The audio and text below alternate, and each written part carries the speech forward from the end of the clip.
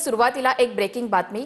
पुण्याच्या नसरापुरातील अत्याचार आणि हत्या प्रकरणामध्ये ही महत्त्वाची अपडेट आहे।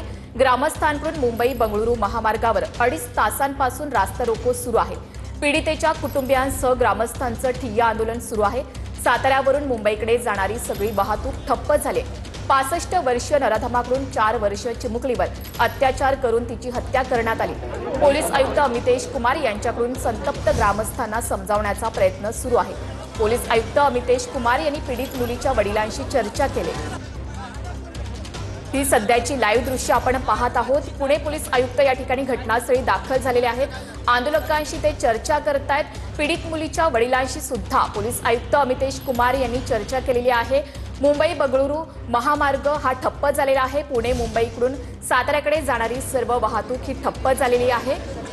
मोठ्या संख्येने नागरिक या ठिकाणी जमलेले आहेत। नराधमाला फाशीची शिक्षा द्यावी अशी मागणी या ठिकाणी लावून धरण्यात आलेली आहे। पुणे सातारा महामार्गावरील दोन्ही मार्ग हे बंद झालेले आहेत। मोठ्या संख्येने या ठिकाणी वाहतूक कोंडी झालेली आहे। नागरिक या ठिकाणी मोठ्या संख्येने जमलेले आहेत। पोलीस आयुक्त अमितेश कुमार नागरिकांशी चर्चा करतायत। त्यांनी पीडित मुलीच्या वडिलांशी सुद्धा चर्चा केलेली आहे।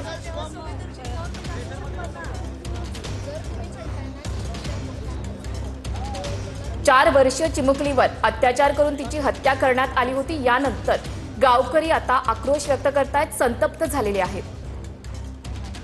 या बातमीवर आपलं लक्ष असेलच।